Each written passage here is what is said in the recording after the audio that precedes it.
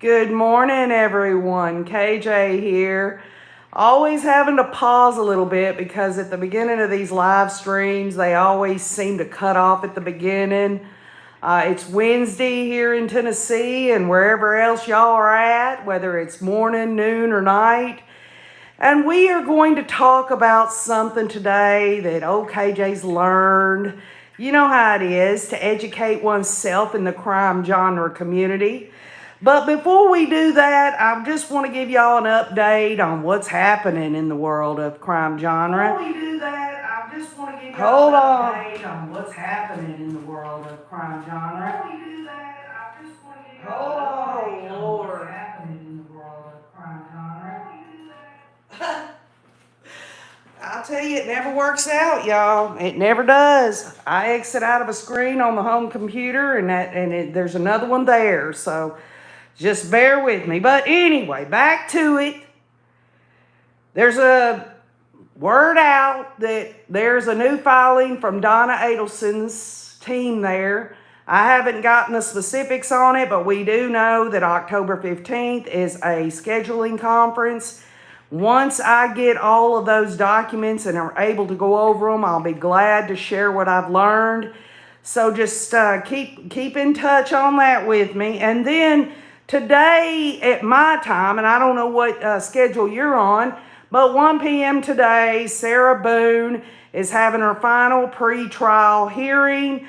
I'm going to post on the community wall the live stream of that with the docket. And let me just take a moment, all of y'all, to just say this.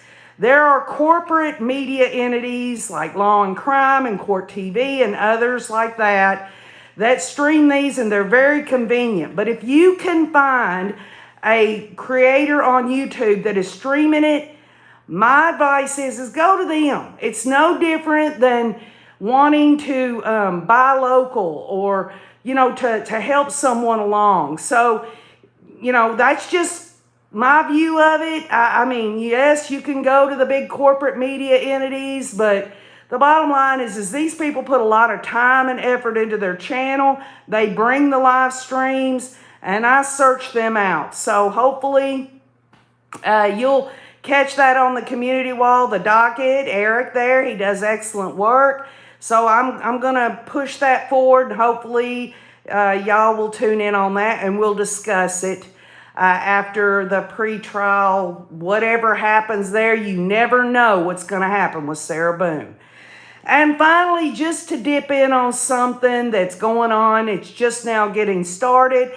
There's this sheriff in Kentucky who went into the judge's chambers and shot, it was actually a friend of his, shot this judge dead. They had a hearing about it yesterday. They showed the footage. He just cornered that judge and blew him away. And when I got to listen to that pretrial, these are just initial thoughts, and I could be wrong. These are just opinions. I do believe that sheriff saw something on that judge's phone that implicated his daughter in some kind of sexual situation, and he just lost his mind. I believe, y'all, this is just initial thoughts. This will be a crime of passion. I do believe it. I don't know what the whole stated laws in Kentucky are on that. He did absolutely murder that judge. Just out of nowhere, he goes in there. This is on the tail end of a deputy that got fired at this sheriff's office for having sex with people in that exact judge's chambers. Y'all, these are just my thoughts. What if there is video footage of this sheriff's daughter in that chamber with someone? Could it have been in the chamber with the judge? Could it have been in the chamber with another deputy? The bottom line is this sheriff lost his mind after he looked on the judge's phone. And then there was a statement in the preliminary hearing where the lead investigator said that the sheriff made a statement such as they, and I don't know who they is, he says they wanted to kidnap my wife and daughter. Now, whatever that means, I don't know. Maybe he meant to say blackmail or something to that effect, or ruin their name, ruin his wife and daughter's names, or something to that effect.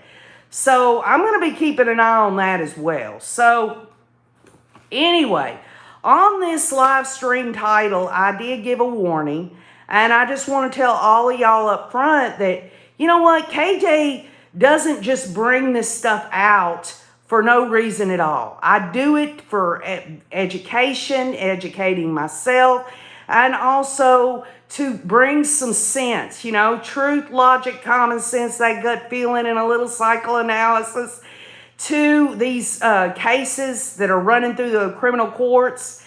And so some of this content today is going to be adult, and it's not going to be comfortable for some people. So if you don't want to hear any of it, that's okay.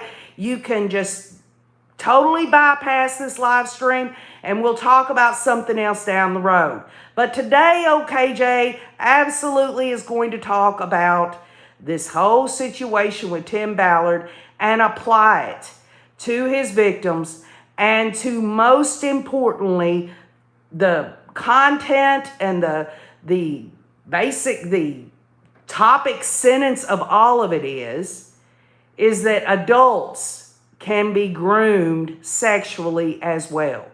When we think of grooming, we think of, unfortunately, y'all, these children that get groomed into sexual activity and all of this stuff.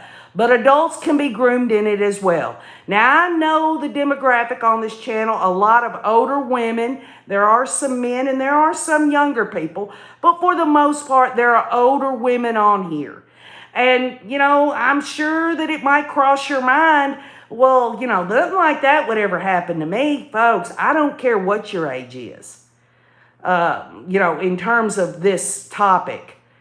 This can happen to anyone, and even if it doesn't happen to you, to know the red flags, to know that there are things out there that indicate this sexual grooming in adults, you could help a sister, an aunt, a friend, a daughter, a granddaughter, or just a neighbor, anyone. You can keep an eye out on these things. Ultimately, y'all, OKJ wants to see something good come out of the evils of this world. Okay? Kathy Mama Bear says adult content, possible trigger warning, which is, you know, I'm wanting to share what I've learned, because after all these years, and the Rays specifically, but others have joined along as well that aren't Rays, y'all know that we've tried our best to learn about things. So with the backdrop of these victims, these alleged victims, I'll say that, Tim Ballard, I want to discuss this about adult grooming, okay? Now, as of September 30th of 2024, that's just a couple of days ago, an article was written, the absolute, I guess the court filing for a defamation, Tim Ballard, he's fighting back. He wants to file this. It could have been days before that, but the article comes out on the 30th that Tim Ballard, the founder of Operation Underground Railroad, has filed a defamation lawsuit against Miss Utah of 2024. He says Amy Morgan Davis lied when she accused him of sexual assault. Now, both sides are releasing text messages to bolster their claims. Davis initially sued Ballard in 2023 under the pseudonym MK to hide her identity. She was one of 6 women who filed lawsuits against Ballard for sexual misconduct, and the case is ongoing. And as we discussed it in the last live stream, when it comes to defamation, the bottom line is it's got to be proven what she says in court. And, you know, what his legal team has got him into, you know, the bottom line is this is just airing it out even more. But I want to get both sides to this because, again, we are applying a very serious case with a very serious topic.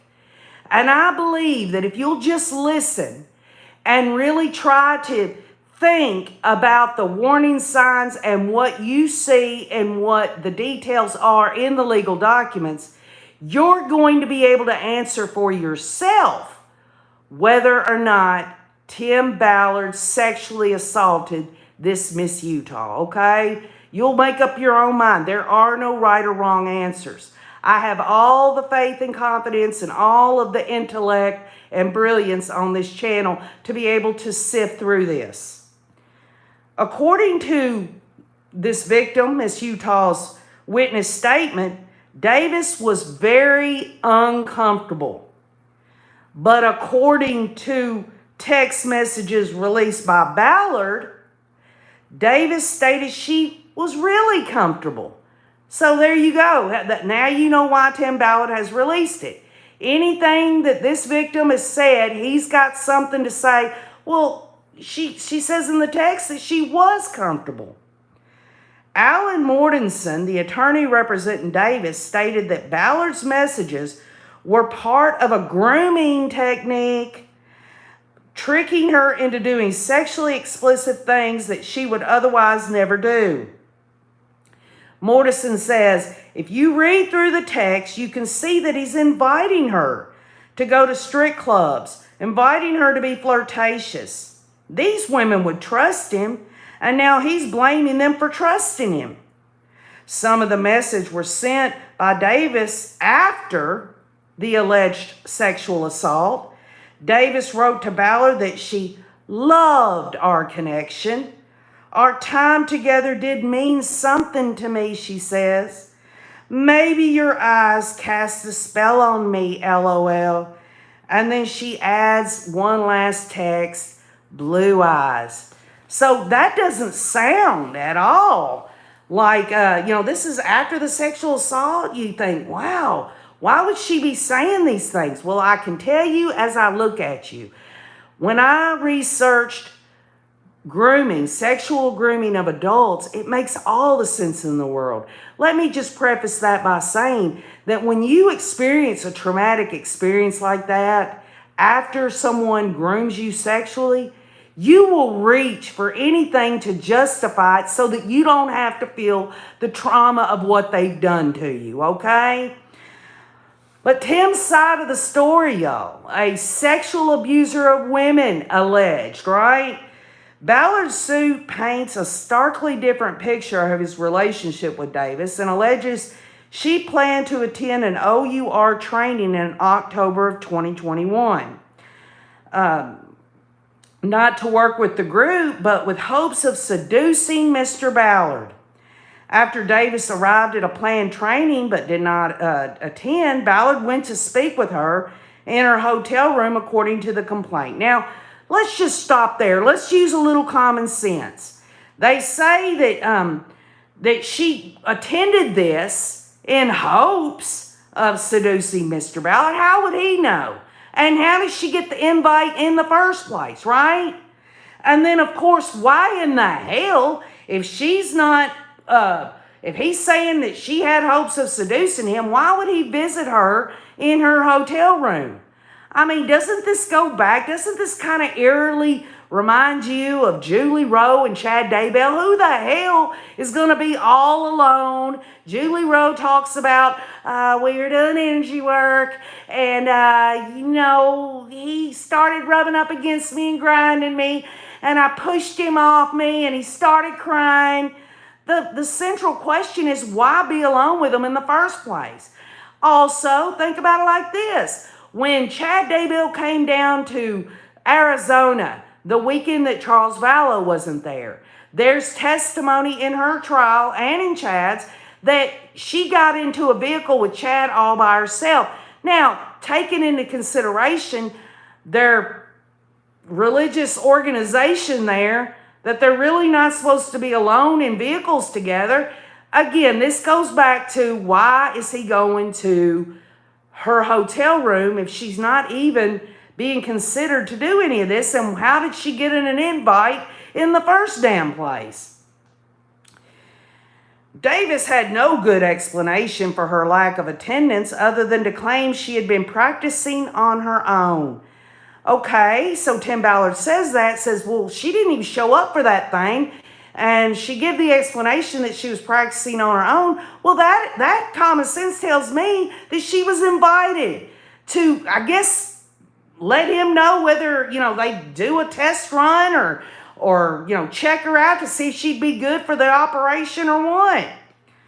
And she spontaneously began demonstrating her purported skills for Mr. Ballard. Now, y'all, I've got an imagination, and if you think about Tim Ballard going into her hotel room and it's just her and him, there's no one else that can say, I was there too, and she's wanting to demonstrate something to him. You can only guess what it was that she was trying to do to, in Tim Ballard's words, seduce her.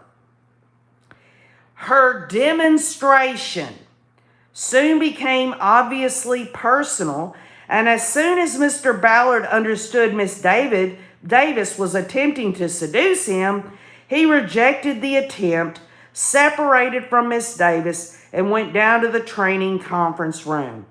Again, this is his word on all of this. And really, if you look at the whole scheme of it, and he's talking about the couple's ruse and every other nasty thing he says in his text messages about things he wants to do and experience, and then when the woman doesn't get kinky with him back in the text message, he always includes in the next text, oh, I'm getting into character. Well, why couldn't he get into character with her? Why is it in this specific situation that he thought she was seducing him and he was going to leave out of there and go to the conference room? Think about that, y'all. That's common sense. After the encounter on October 16th of 2021, the complaint states that Davis was asked to leave. In a statement to People, which this is the article from People, she said Ballard had allegedly been harassing her for speaking out and called his suit a prime example of this despicable behavior. I will not be silenced, said Miss Utah here, this Davis woman. I will not back down. I know the truth, and I will continue to speak out against any injustice that I have faced, she said. As a former Miss Utah, I've always strived to uphold values of virtue, integrity, honesty, and positivity. I've worked tirelessly to make a positive impact and set an example for others. It is deeply disheartening to see these efforts undermined by false information and malicious intent, and I urge you to consider the source of these accusations and the lack of credibility behind them. In the answer to Ballard's complaint, Davis's attorney says Ballard misrepresented their text exchanges and had tried to pull her into as a partner in the couple's ruse, seemingly as part of his undercover work with OUR, but really for his alleged sexual gratification. Davis is seeking to have his defamation lawsuit dismissed. Quote, had Ballard chosen to attach all the texts between he and the defendant, it would be observed that Ballard was asking the defendant to go to strip clubs and exotic massage parlors. Her answer states, and Ballard has been accused in multiple lawsuits of asking women to accompany him to such locations. But Davis's attorneys wrote the defendant declined as she was uncomfortable. And y'all, doesn't that make sense that if they got proof that she declined to go to these places, that would have been a good reason? Maybe this was their last shot, Tim's last shot of seeing if he could get her to get on board. He knew she wouldn't go to these places, and I think it was a checklist. If they'll go to the titty bars, if they'll go to these places, then I've got them. I can get them in there. So Ann Gibson says, I think it should be taught in schools the signs to look for, these groomers, male and female. Well, Ann Gibson, actually, I was just reading an article yesterday where some legislatures in the country are going to start making it approved education that these children learn about what is a healthy relationship and what isn't. Now, whether that goes into sexual assault or grooming or anything like that, I don't know the specifics, but it has been put out there. And I think that's a good idea as long as it's age appropriate. Madonna says, forget the power money. It's all about the sex. And I'll tell you what, Madonna, I'm glad you brought that up because I was just thinking about that earlier about, the last case, money, power, sex. And I thought, this is a case about sex, but then I thought it is about money. Think about the money Tim Ballard was getting and the power. He was getting political power. He was getting staying power in the society and all of these things. So really, this is a different, in terms of, specifics and stuff, but it is also about power, money, and sex. More so with the sex, but then again, a lot of times these sick people, they use sex as a way to do what? Gain power and control over someone else. It's more about that in a lot of cases than it is actually getting their self, sexually gratified. Hello, Tina Reddington, Cook Goose in Florida, Lena Howery, Dana Gopner, Bama Cat, Stephanie Willa, Norma Guerrera, Michelle Flanagan. Thank y'all for being here. Hello, Patty N and Teresa and Alpha Femme Eckstein. So in the past, we have, the Rays and I know they remember that we discussed Tim Ballard. KJ made fun of Timmy Boy, pretended to do a skit with Tim Ballard's shower gel and the blue Muppet and all of that. You can find that on some of these videos on this channel just to get a laugh out of the situation because it's really absolutely pathetic, y'all, that Tim Ballard actually thought he could get away with this. These are my views, my opinions. And I can say allege all I dang well want, but the bottom line is 1 + 1 = 2 to old KJ. Hello, CDM Butterfly. Hello, Jenny Benny. So we went over some of the legal documents, the exhibits in the initial lawsuits that were filed in court. And at that time, I was like, I couldn't believe it. I wanted to get it out there content-wise that this man, after all this time, and there were so many devastated people. A lot of people had given OUR money or was really backing Tim Ballard. And it was really an explosion online of people taking sides. And I just wanted to get the whole narrative of these victims out there without really seeing much further than that. But I do see further today. And that's why I'm going to take one of these victims, specifically this Miss Utah, this Davis woman who was in the synonym MK. She's got the shortest, narrative of what happened and everything, and I want to apply it to adult sexual grooming, okay? So this is an exhibit. It's an exhibit from MK, which we found out is Miss Utah. I'll call her Miss Utah. But I'm going to read it, and as I read this, I want you to keep in mind this whole concept of adult sexual grooming, okay? I've known Tim for a few years working as a makeup artist on multiple production sets. It took a different turn one year ago while we were on set when I was asked to potentially go on a mission for OUR. Tim was very persistent in having me on his team, and I was excited to learn more about what a mission entailed. I asked if it was a paid job, and he said I would be compensated and paid to go.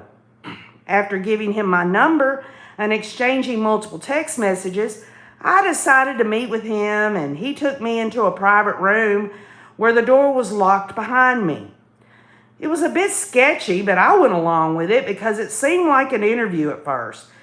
Then he sat down across from me and said that I needed to prove that we had a strong enough connection in order to be believable and potentially hired as his girlfriend for the mission coming up, which would be in about 2 months. So I wasn't sure what to do.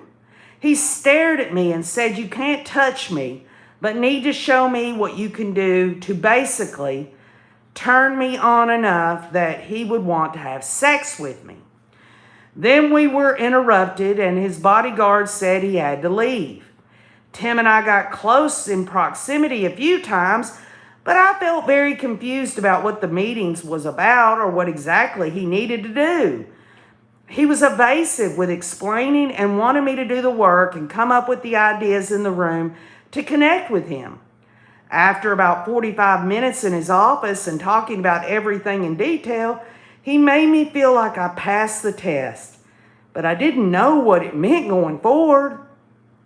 I wanted to support the cause, so I signed an NDA before entering the private room, and there was a lot of talk and anticipation about different scenarios that could potentially happen if I was on a mission with him. I left and waited to hear from him again. In his text messages to me, he was persistent and aggressive and very forward with me being involved. He wanted me on board to say yes to being okay with the following scenarios. And this is what Tim Ballard told her that she had to be okay with, y'all. Number one, if we were in a hot tub together, he would have to touch me under the water so they would believe we were into each other, which meant under my swimsuit. Number two, potentially we would have to shower together. 3, I would have to have an orgasm if needed for them to hear it or fake it. Number 4, I would have to turn him on enough that he'd want to have sex with me when we got back to the hotel. Number 5, I'd be his girlfriend the entire trip, including in the airport and back, that people had to believe us the entire time that we were together. And y'all, that's a lot to ask. But this woman, she's like, I've never done this stuff before. I mean, this is about saving, enslaved sex, these children and all this stuff. We met on multiple occasions, and he would ask if I could get together or see him after. But fortunately, I always had early morning call times and usually couldn't go along with him. The man, he talked me into meeting at the hotel with other OUR members for the official training. But when I asked what to attend when I arrived, didn't end up being trained at all. It was more club scenes and practice sessions, and I'm not sure what else went on because it was very private. I was told I'd be paid that weekend, but never got any compensation from OUR. And I met Tim at my hotel room upon his request, where I did another audition to see if I was eligible. So this time he said to show me what I am willing to do or how far I was willing to go without physical contact. So I felt required to turn him on or give him a show by taking my clothes off into my underwear, and he told me to say, F me, as I looked in his eyes. He watched me on the chair, and I felt very uncomfortable. I've never said that word out loud before, but he said it was necessary. After a long while with his arms around me, he said he was too turned on and that we should go to the gym together. But I declined. I never saw him again, and he later told me he couldn't do missions anymore because he was too well known. That's when it was confirmed to me that I had been used and played. It was all for his enjoyment. While I was in the middle of so much with work as a makeup artist and barely even keeping up with my insanely busy schedule, Tim decided to try to convince me to come with him on a mission, but instead there was no mission. I was disappointed that I was treated like an object, and even more upset that it was all for his entertainment and pleasure. For a year, I sat in silence knowing my story wouldn't matter, but now maybe it will make a difference. After getting to the hotel at midnight, I was asked to sign another NDA and was told we would go clubbing that night as prep for the mission. He stayed in my room for about an hour, and I declined because I was too tired. He stayed in my hotel and asked me multiple times if I was recording him and if I was excited to be part of this. I was in my pajamas and didn't understand what was going on and why he was asking so many questions in the morning. He said this was all private and nobody could hear about anything or it would be used against me. I was told the next day to go to training, but there wasn't any training to go to. I basically left feeling depleted and used and completely confused. I was willing to go until I realized the truth about his project. I felt devalued after that day. He basically told me in a few texts that he didn't need me anymore, but if I still wanted to go on a mission, I could reach out to someone else. I didn't give him what he wanted, other facts. Tim asked me to tattoo him up and go to a strip club with him. I declined. We met on multiple occasions, and he made me feel important by telling me I was perfect for the job. He was polite and would open my door and give me compliments. He would often check on me because I was too busy and even sick and working so much. I rarely had time to message him back because I was double and triple booked on other projects. He sent links and kept inquiring about the mission for me to be on board with him. He made it all sound very exciting. After all the meetings and time taken out of my schedule, I was thrown away like a piece of trash. I've been attending therapy this past year to understand the situation and regain my confidence and feel safe. It has been very hard for me to wrap my head around what happened to me when I trusted someone like Tim, who talked about saving innocent lives, when in reality I felt he was taking advantage of me and had just been doing that. So, well, this is he taking advantage of me and had other intentions for me. I'm also disappointed with the OUR Foundation and how they didn't do anything to stop him. Okay, so that's her whole situation, all right? There's nothing in there about sexual intercourse. There's nothing in there that she had to do anything orally on him or anything. It was just this whole thing of him wanting her to get, she was the one that he asked, hey, do something that will turn me on, but you can't touch me and all this and that, and you have to say the F me and all this. She made the decision to take all her clothes off. She doesn't say, he told me to take all my clothes off. But if you look at it, he's slowly trying to get her to understand that she can't be, I guess, what you call, shy or anything like that. And I mean, she went to the extreme. She did. But what does this have to do with grooming? And a lot of times I thought, now this is what I thought when it came to children, and I really didn't know about adults, but children and adults, but we're going to talk about adults now. You think it's a long process, right?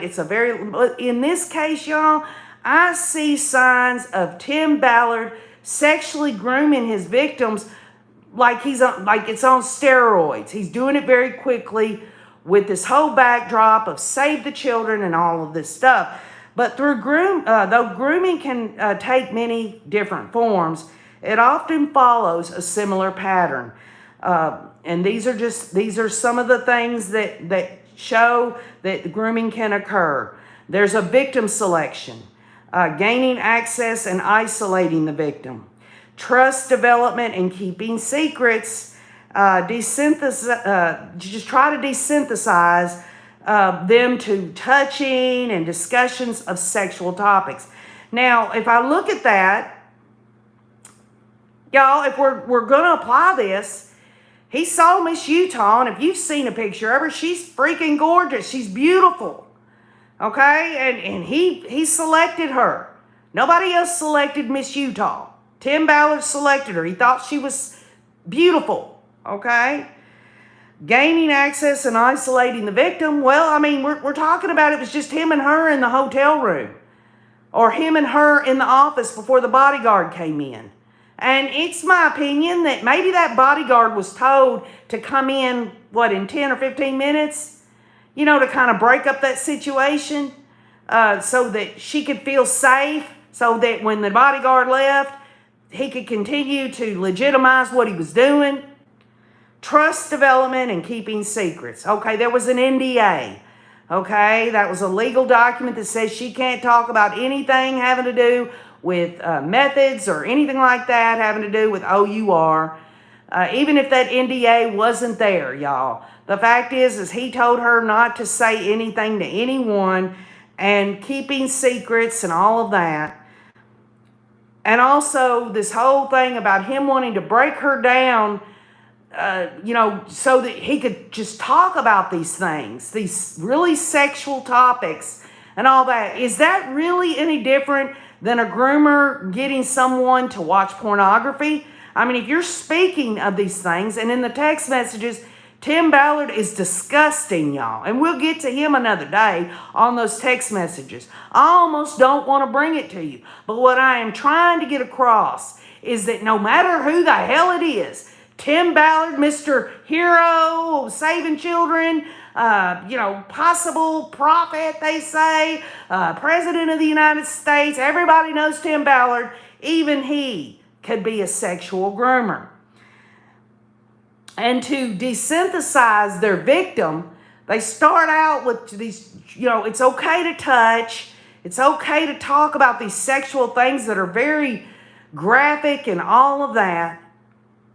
And really, let's just get down to the nitty gritty, y'all.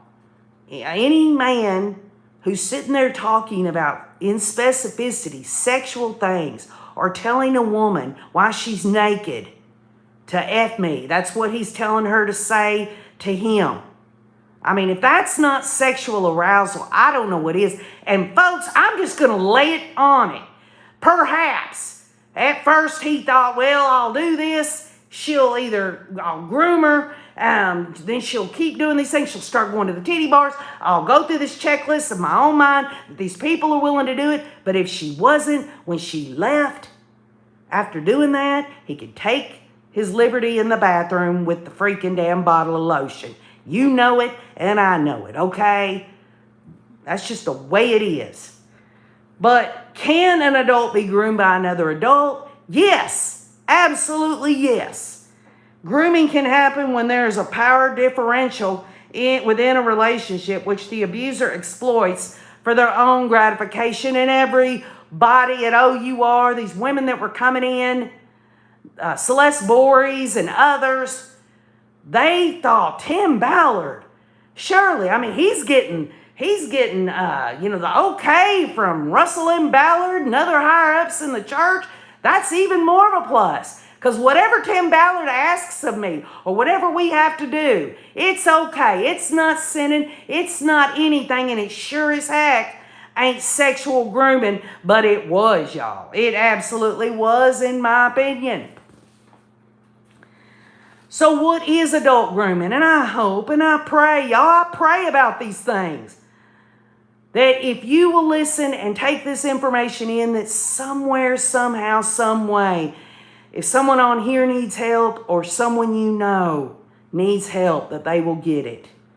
Adult grooming is a form of abuse that involves manipulating someone until they are isolated, dependent, and more vulnerable to exploitation.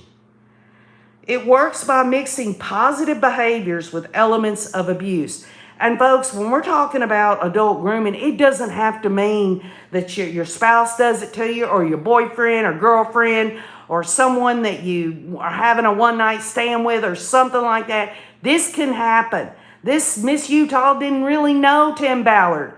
Obviously, before she wanted to get involved to save the children, she thought Tim Ballard was a superstar, and she absolutely, y'all, it'd be wrong for me to say that Miss Utah didn't see any advancement in her career, whatever it was, whether it was makeup artist, whether it was being one of these people that helped in saving, these children and all that. She saw something good in that. If Tim Ballard would have just been some guy who opened an organization that nobody knew about, that would have been a whole different ball game, y'all.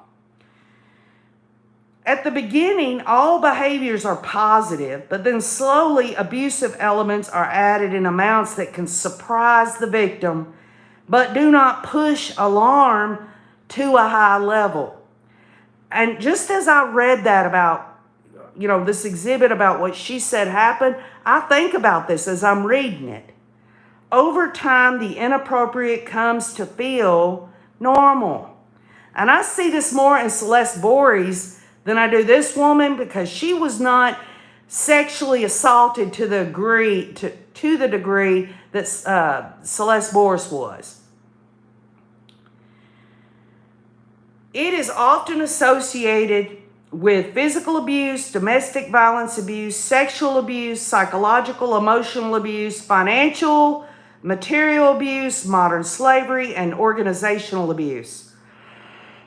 Additionally, it can be associated with risks relating to radicalization.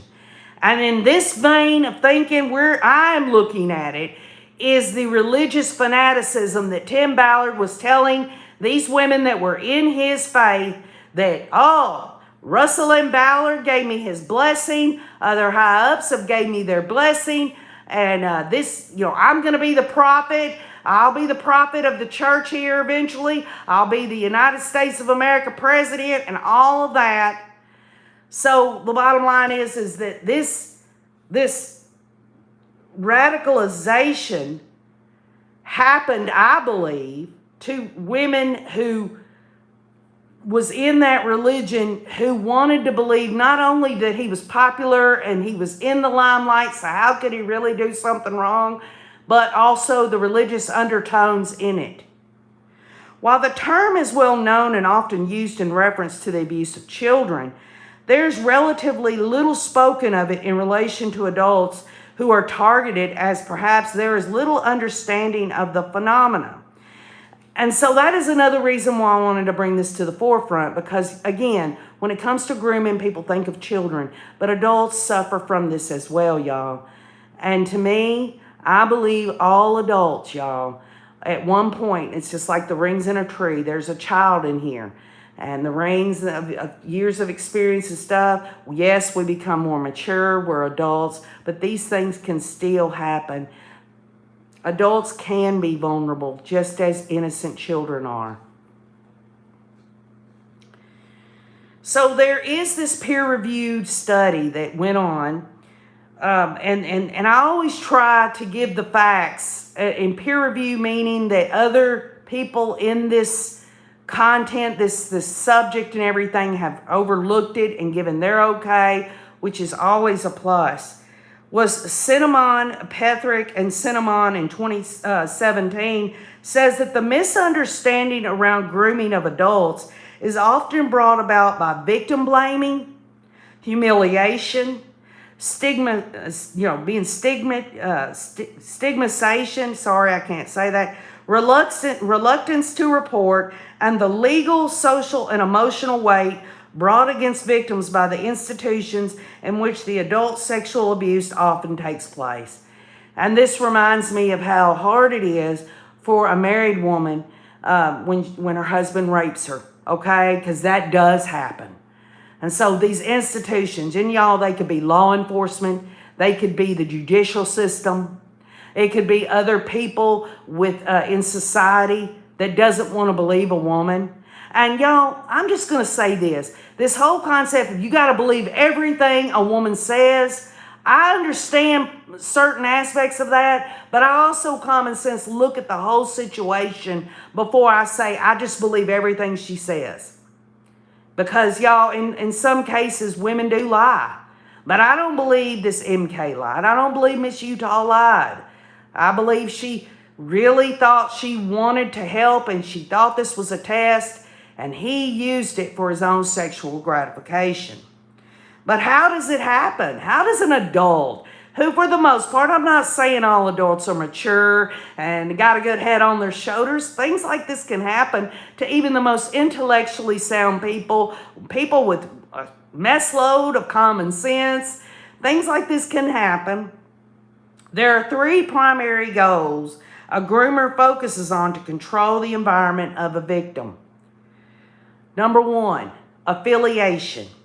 Gaining access to potential adult victims, joining groups, positions of employment. Y'all, there you go. Joining a group, OUR, or being employed by Tim Ballard. He said she would be compensated. She never got any compensation. You know, that's awful, isn't it? She takes all her clothes off. He's telling her to do whatever she can to turn him on.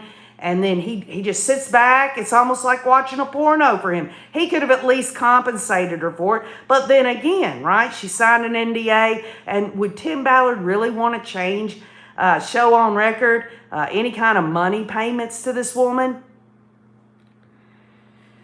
Predators are masters in positioning themselves in the proximity of a possible victim. And Tim Ballard, he was absolutely the master manipulator. He had the backdrop of this whole thing. His idea was because these children are being sexually exploited and sold into slavery and all that, he was going to use sex and all of that to not only gratify himself, but to give this whole thing that, hey, I've been told by the church it's okay. I met with Russell and Ballard. I told him that we're going to have lap dances. We're going to have to go into titty bars. These women are going to have to do these things to make them look genuine and all that. And I've been given the okay. I've been given a blessing and all this and that. So it was not hard at all for Tim Ballard to even talk about sexual issues, because the whole premise was to save children from sexual abuse. But how about this? Let's try this on for size, okay? How does one use sin? How does one use sin in order to save innocent life? Is there anywhere, and this is just me in Holy Scripture, why don't we use the example that Jesus went in with sinners and ate with them? But it says nowhere in there that he was partaking or doing anything that they were doing, that they were sinning about. He just wanted them to know that even though they were sinners, that he loved them and he would fellowship with them. The fellowship did not include, Jesus in there with sinners. One of them's a thief, that he's going to say, you know what? We're going to get along. I'm here to eat with you. And it's okay that you steal. Or it's okay that you commit adultery. Or it's okay for any of that. He just wanted to prove that he loved no matter what anybody does. After affiliation, there was acceptance. The next step is to manipulate the perceptions of other people in such a way that the offender is socially accepted to the group. It is important for the predator to be seen as a valuable part of the group and as a good match for the victim. Doesn't that line up? He was getting these women to come in and he's saying, we got to know if we've got chemistry. We got to know that you can sexually arouse me. You got to be able to fake an orgasm or actually have one. Give me a break, y'all. It lines up with Tim Ballard being an adult sexual groomer. Acceptance lessens the risk of difficult questions being asked by the group. Secondarily, in ongoing abuse situations, the offender will manipulate the environment in such a way that the victim will withdraw from the group in an acceptable way. The power and charm of a predator over a victim is scary. He isolated these women. Was there a room full of bodyguards and other people in the room when he was asking these women to try out? Hey, you might be my girlfriend over there in Colombia, but you've got to show me these things. He was by himself with these people. And he isolated them not only through a legal NDA, but he's also telling them, you can't tell nobody. The next thing after affiliation and acceptance is assurance. An offender, thirdly, has to assure ongoing access to the victim and seeks to ensure that the group or environment perceives them as harmless. Well, this goes back to, what did OUR know? And I just do not believe, y'all, that no one in OUR, whether it was his bodyguard or other people in the higher who was his, directors or anything like that, didn't know what Tim Ballard was doing. And yet, if they had something inside them that says, man, this ain't right, then they knew that, hey, we're covered, because this is the plan, the couple's ruse. So they can't say anything, Cinnamons, this peer-reviewed guy here, the Cinnamons model of adult grooming identifies the following 7 stages of adult sexual grooming. listen up, because you might save yourself or someone else down the road. And to all you women that are older that think this wouldn't happen to you because you're older, perhaps you're elderly folks, make no mistake. Even an older woman can be attractive to a man or another woman or anyone, okay? So I'm just telling you that this can happen to anybody. Number one, they select the victim. Number two, they gather information. Number three, they gain a personal connection with that person. Number four, they're meeting the needs and establishing their credentials. Well, just like this MK woman, this Miss Utah, he'd already established, this is Tim Ballard. This is Mr. Hero Superstar. This is a man that the church just shines those lights on. He's the one that is making money out the butt for Deseret Books. He's the one that he's the golden child. Then they prime their target. And if this wasn't Tim Ballard grooming this Miss Utah by priming her, by making her come into meeting her, going in there alone with her, and telling her, hey, turn me on. Don't touch me, but turn me on. See, he wanted them to believe, hey, I've got rules. I've got rules in all this. We can't do anything. We can't touch. We can't do all these things. But then he would do it. He would do it anyway. He would set their mind at ease. Oh, there's rules here. There's moral rules. There's legal rules. Blah, blah, blah. Creating the victim by instigating sexual contact. And make no mistake, Tim Ballard didn't have to stick his willy in anything. He didn't have to have any oral sex done on him. He didn't have to do any of it to get this woman to undress and tell him to F me. That is a sexual assault, y'all. Plain and simple. And some would say, well, KJ, she didn't have to do that. She didn't have to do that, folks. It was a grooming process. He legitimized himself. He made it out to be like there's nothing wrong here. I'm Tim Ballard. This is an organization that saves children. She had never been involved in anything, much less this whole concept of the couple's ruse. And finally, controlling the victim. Well, he could not control Miss Utah. Okay? He did get her to do those things for his own enjoyment. She realized after the fact. I'm sure she beats herself up every day. I'm sure she actually explains she's had to go into therapy. You know? But I guarantee you that he did these things to this Celeste Boris. And I'm sure the other women, in their case too. Donna Donald says he would ask them, what would you not do to save kids? Or what would you do to save the kids, basically, is what they would do. I mean, how does anyone answer that?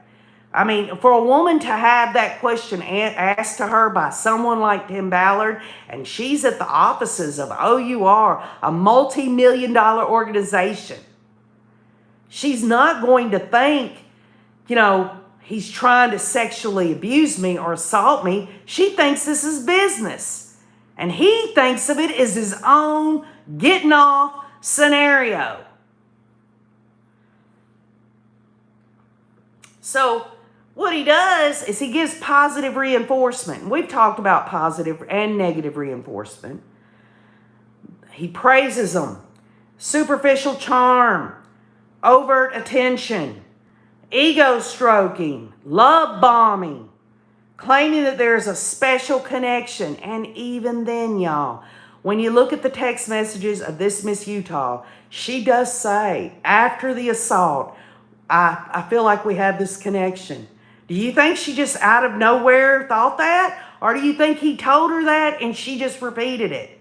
That's up for you to decide. But don't you find it interesting that she did say that after the sexual assault? That I feel like we have this connection, and yet here we are in this factual peer review stuff about adult grooming where they say, claiming there is a special connection, which could be romantic, spiritual, right? I mean, Tim Ballard had said more than once to more than one woman that maybe we've been married in a different life, and I don't even think he used the word maybe. Whatever he could do to climb between them legs or get any kind of sexual gratification from these women. I mean, let's just stop a minute. If this woman, this Miss Utah, would have said, okay, here's the things he says I got to be comfortable with. He says I need, when we're in the hot tub, that he should be able to put his hand up into my swimsuit and stuff. He's not actually having sex with her, but where does he go from there, right? I mean, where does he go from there? He might not do anything else but do that. But y'all, it is the nastiest thing that he would get up out of that hot tub and go into another room and relieve himself, if you know what I mean. It's disgusting. It's awful. So that is the positive reinforcement of adults being groomed. You're the best. We have a special connection. You were meant to be with me. You were meant to do these things with me. We're exploring things together because we have a spiritual connection. We were married in a different life. There's also negative reinforcement. Nagging, yelling, ghosting, silent treatment, playing the victim.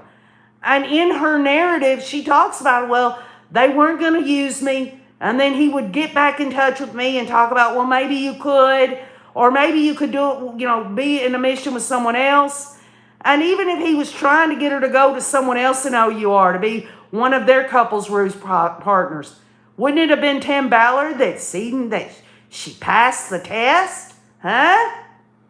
I believe Tim Ballard didn't move forward on with her because she wouldn't go to the titty bars with him or the spas or whatever. He knew in his own mind that some women were willing to do more and get him off more without them ever having sexual intercourse. And in some cases, oral sex or bumping and grinding, or just so happens that he ejaculates onto Celeste Borey's skirt.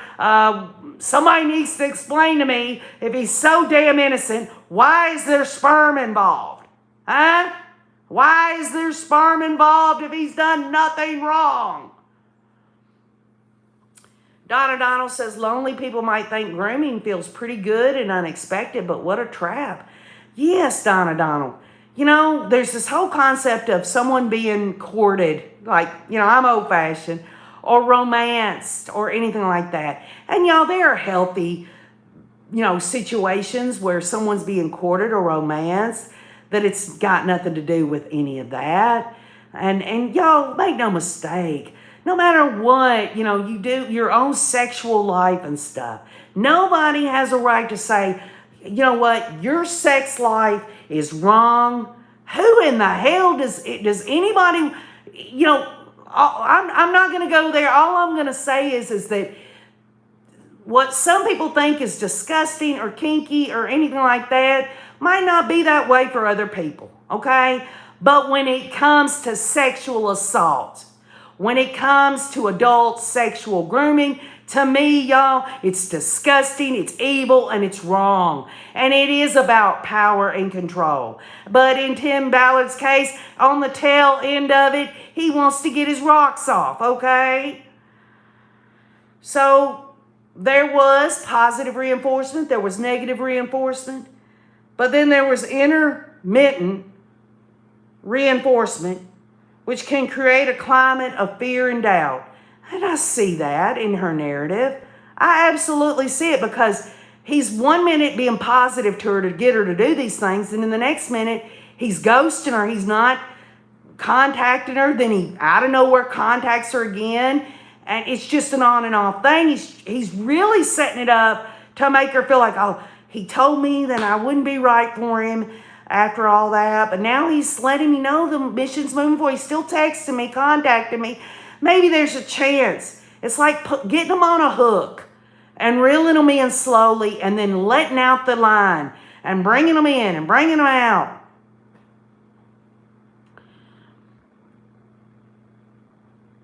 Kathy Barilla says, there are a lot of people hiding in the guise of the church, and this goes for more than one.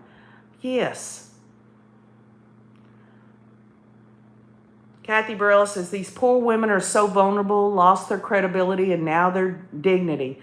Tim Ballard is the same as P. Diddy, only involved in the Church of Latter-day Saints. Where's the FBI in this case? Well, you know, some of y'all might have asked the question, why, KJ? Other than the fact that we're trying to kill a little time until things can get, moving forward with Donna Adelson. Why are you covering this?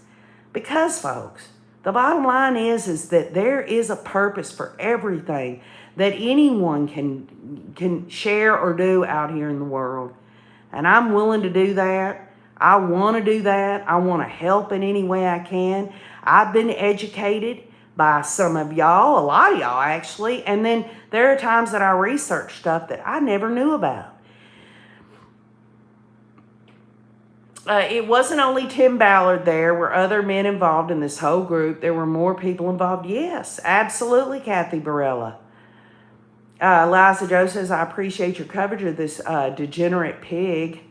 And another reason, y'all, that I'm doing this, y'all, I know y'all are going to think I'm crazy for saying this, but something inside of me, I don't know what it is saying something's fixing to happen with Tim Ballard, okay? Here in the really near future. I just believe it in my heart. I might be wrong. Y'all know how many times I've been wrong, but something's about to happen. And I want to know that I had this all updated. Kathy Mama Bear says, in my opinion, knowledge is power for all of us. Alpha Fem X-Teen says, I'm glad you are. These people walk around us and our kids. It's crazy how sick people are. Yes, it is. Grooming does, y'all, tend to be a gradual process. But I just honestly see this as like a grooming process on steroids. When you look at the extreme of the fact that you're talking about a public figure who's got all this money and connections and all of that, it's just on steroids. But ultimately, with everyday people like you and I, it is a gradual process. As the abuser picks their target and builds trust with them, signs that someone may be being abused could include these. So please keep your heart, your eyes and ears open, folks. I pray very diligently and sincerely that whatever we've talked about today, that it is something that you will keep in mind and in your heart, because I just believe it can help someone. Unexplained injuries, okay? This isn't got anything to do with Tim Ballard, but these are, in general, what you need to be looking for.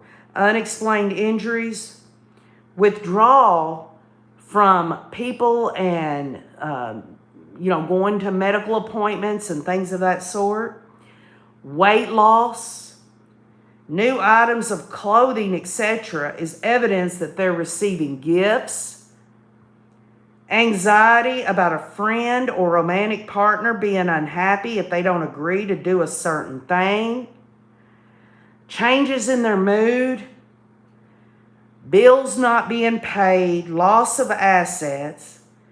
Changes in social groups and friends. Now, that don't even sound like, what's that got to do with being sexually abused? Grooming someone for sexual abuse. It really does. Because these people over time, they slowly start losing these things, their normalcy, their everyday activities and things that they do, their moods, all those things start to taper and start to dwindle, and they're replaced with the control of their grooming abuser. Now, who is at risk? Because, some of y'all, I would imagine a lot of y'all be like, that ain't never happening to me, right? I would even say that, right? There's a particular risk for people who are perhaps already quite isolated and lonely, who have low self-esteem, those who may have soft boundaries, or any mental cognitive impairment that affects their judgment. But it is important to remember that there are likely to be times in all of our lives when we are more vulnerable than at other times. Anyone could be the victim of a sexual groomer as an adult. There are different ways that grooming can occur. It is sometimes called mate crime when people are befriended and then the relationship becomes abusive. It can happen by groomers making fake profiles online and making contact with their victims. This is known as catfishing. And just on a side note, ways to spot a catfish. Number one, if a person you've met online is reluctant to show their face or meet in real life. Number two, inconsistencies in what they're saying. And three, if what they are saying sounds too good to be true.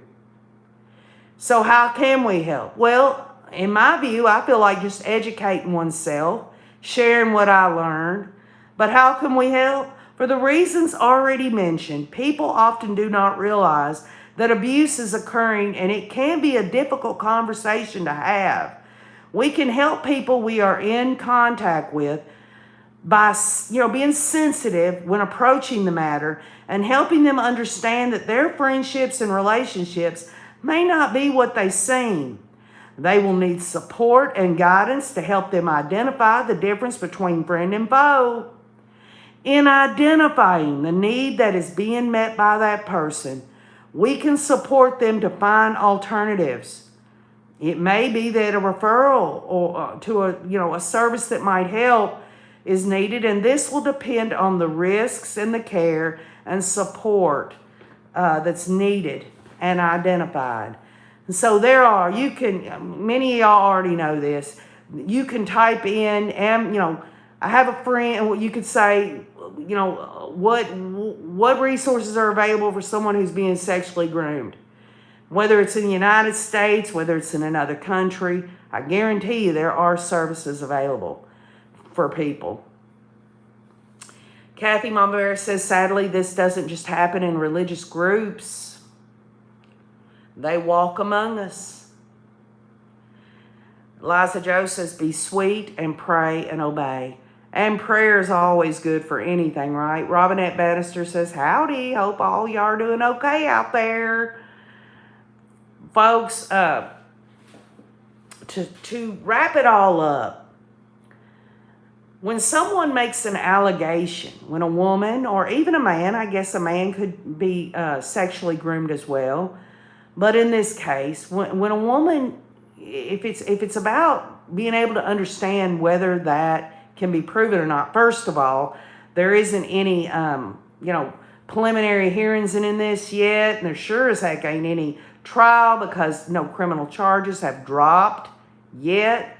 So you don't know all the evidence, but there are materials, affidavits, exhibits. And the next time we get together, we'll go over the disgusting ways in which Tim Ballard was, in my opinion, sexually grooming these women and how it turned him from grooming into actual sexual assault. So, I want to know. It's one thing to say, oh, he's guilty, or no, she's lying. Well, let's put some facts to it. Let's do that. And let's look at the data and say, well, now I'm fully informed, right? And, some people they don't care about being fully informed. They don't care about the facts. They don't care about educating themselves. They're just in it to watch the entertainment aspects of it. Well, OKJ is going to learn something, and in my learning, I want to share that. So, I thank y'all all for being here. Thank you for understanding the delicateness of this subject. Tim Ballard is absolutely a horn dog. He's going to have his coming-uppins one way or the other. I do believe sooner rather than later, the shit is going to hit the fan on Tim Ballard in terms of criminal charges. I just believe it. The DNA's out there, not just for a civil suit. Yes, he's fighting back with defamation on these civil cases. And a couple of cases have been dismissed, not because he's innocent, because there were procedural legal things that could not be, like having standing or this or that. It had nothing to do with, the judge said these two cases are dismissed because Tim Ballard is innocent. That's just not so. So anyway, y'all have a great day. Be looking on the community wall. I'm going to post the dockets live stream on Sarah Boone today. She's having her last pretrial hearing. We're going to continue to get justice through understanding, whatever that means to you. Thank you, Kathy, Mama Bear, for being here, and for all the Rays and others. Thank y'all so much. I love you. You know I do. And keep on looking.